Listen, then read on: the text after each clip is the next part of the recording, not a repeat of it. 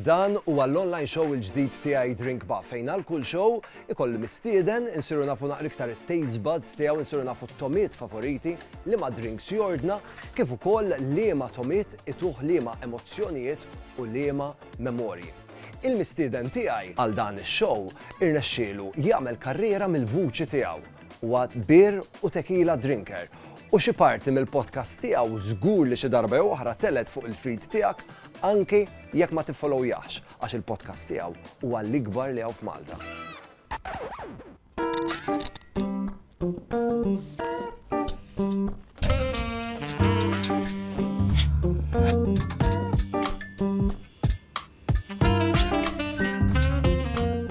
U llum wara l-bar miegħi lil John Mallija.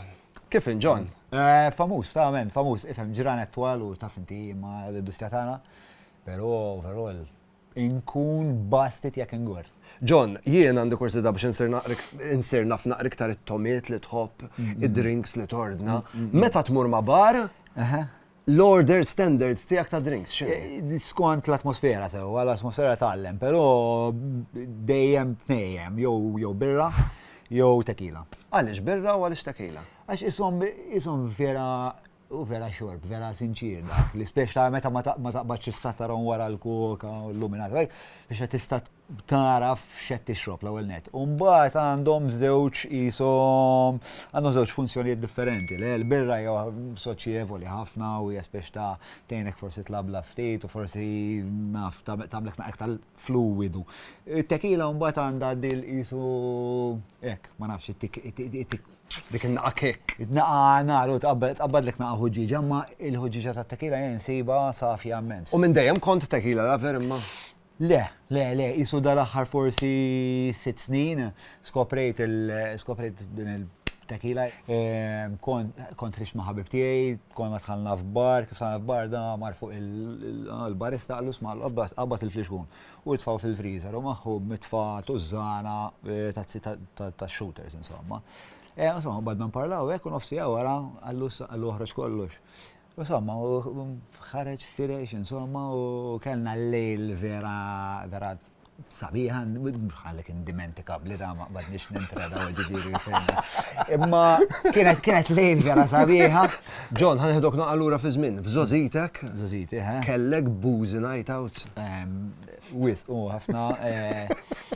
U Boozy Holidays. U Boozy Holidays kelli wkoll. L-iktar waħda memorabbli jew l-iktar esperjenza. Tas-safar fil-fatt kien hemm tnejn. Mela, waħda kienet konna ħansifru l-Amerika, kelli xi ħbieb tiegħi insomma kienu ħemmorru jagħmlu xi negozju b'daw l-American Bullies ishom pitbulls ma iktar massiċċek. Insomma, u kelli dit-tfajl, insomma, konti li ma naraw, kont l-isma ħansifer tal-Amerika sejjer xahar u bħalma taf fl-ekonomija. Kellek bżonn il-farewell. U ta' mux hekk, xtaqt nofrila l-opportunità li jekk tittarani darba tal-aħħar qabel ma tagħmel 4 ġimgħat. Minnajrek. Tħoss in-nuqqas eżatt, eżaġerat ta' John Mallija. Tajta ċans li tqatta lejla indimentikabli miegħek. Eżatt, li nsejt 3/4 minna ġifieri għax għamilna lejl nixorbu insomma il-whisky insomma u mbagħad fis-7 l-alarm insomma feġġejt u l-airport. Ovvjament kont għadni fis-sakra, wasalt minn Malta għal Heathrow asnaf li qiegħed fuq l-ajruplan. Konvalescenti hija kelma preċiża li tinstanzja dak li qed ngħid. U mbagħad minn Heathrow badna l-ajruplan għal Dulles, Washington Dulles. U xi sagħtejn insomma mhux qiegħed sikti u hekk jiġi fuq il-ħabib tiegħi Pete.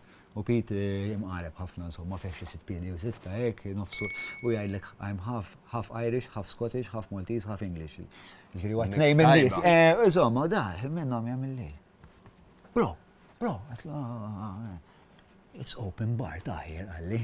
Jiġifieri it's open bar jien. Għalli look at this.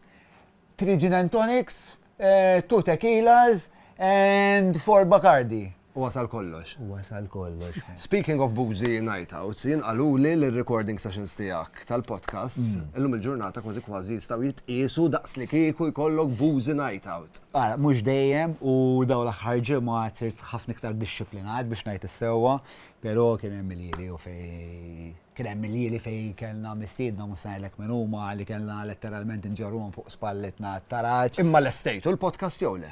Kien hemm uħut li qas l-estejna. Ma l-estejtux il-podcast? Set najt ħafna, qed ngħid wis. Le, għara. Ma nsemmux ismijiet. Ħalli ma jiġux le, ma minn fil-podcast id-deduxa għal min qed ngħid li ma l-estejniex il-podcast.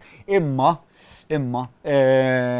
ma min l-estejna l-podcast riċentament kelli wieħed li l-estejna l-podcast insomma kif l-estejna l-podcast għalli now where's the whiskey għalli.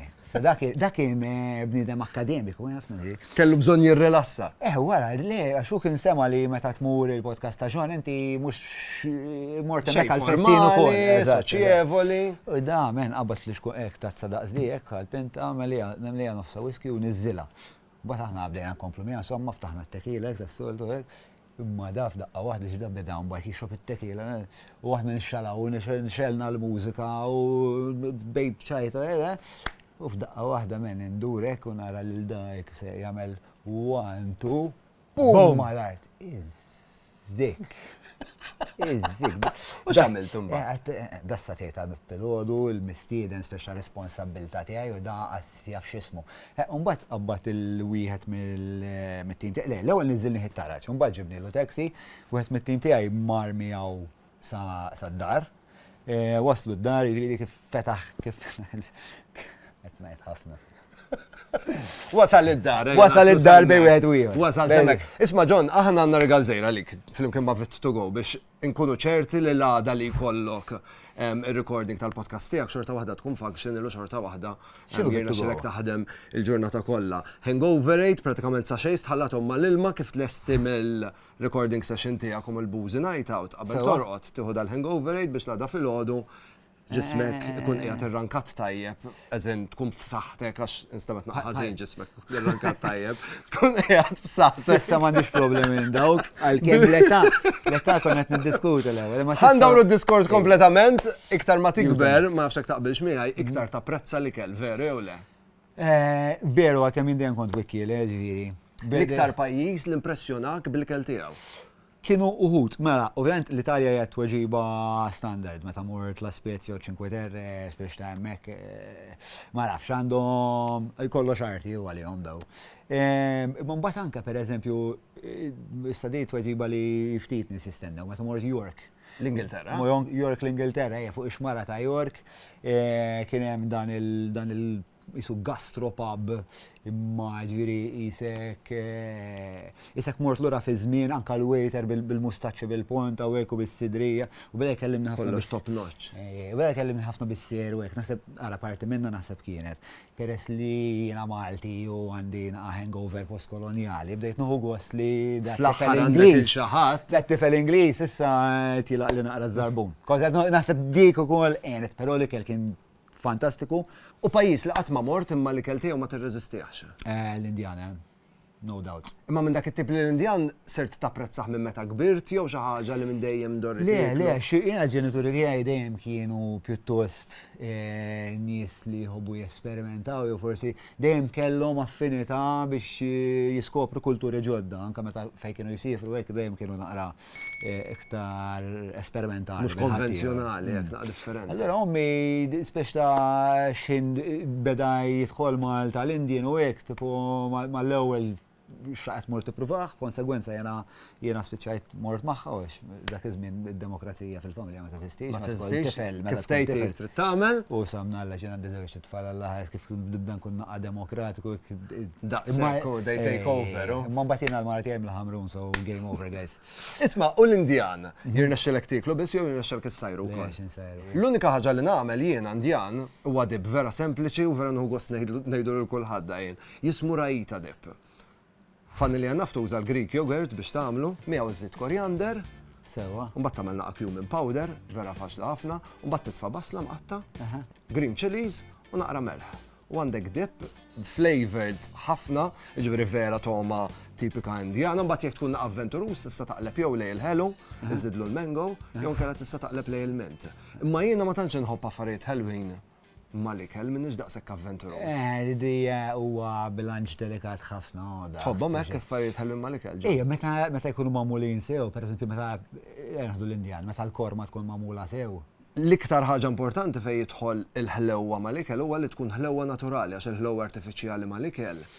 Intoma vera tintiem mbagħad ħelwa sfurzata qiesa. Kwistjoni li qatt ma kontemplajt se jkolli Tija pass. Ejja, se jkolli. John, it-tomit li tħobb inti u drinks li normalment tordna imbuttawni biex nikrea mix interessanti ħafna li semmejtu mela tlaqna nixorbu. Ad onore tal-produzzjoni tiegħek tal-live podcast li għamilt fit-teatru għalhekk semmejtu mela tlaqna nixorbu. Mela tlaqna nixorbu għandek bżonn li l-bar tiegħek ikun stokkjat bil-Corona bir, Silver tequila jew tequila blanco, lime juice, kif ukoll biex id-drink jiġi iktar soċjevoli għandek bżonn il-grapefruit soda. Jew nkella tista' tagħżel li tistokja l-bar tiegħek billi tiklikja fuq il-link li hemm mad-description ta' dan il-video li ħadd jieħdok mill-ewwel fl-online shop tal-Hansa Wines and Spirit biex tkun tista' tixtri il-mela tlaqna pack. Għal dan id-drink ħanitfgħu 2 shots tequila f'kull tazza tal-pinta. Ħanitfa' nofs shot lime juice, ħaniftaħ il-Corona li mbagħad minnu ħanferraw 3 kwarti tal-fliskun. Biex wasalt għalih. Biex wasalt għalih kellna esperimenti mhux ħażin fej biex issib naqra l-bilanċ eżatt ta' kif tasal għad-drink kien hemm bżonn li ovvjament nagħmlu naqa' trials minn dawn l-esperimenti mhux kollha ħadmu, però jien li xtaqt huwa li drink li nikrea jkun naqa' drink iktar soċjevoli li ħajamlulek naqra iktar easy biex tixorbu u ma ninsewx li fih żewġ shots tequila, allura hemm bżonn li tixorbu b'naqra attenzjoni. John, dan għalik. Cheers.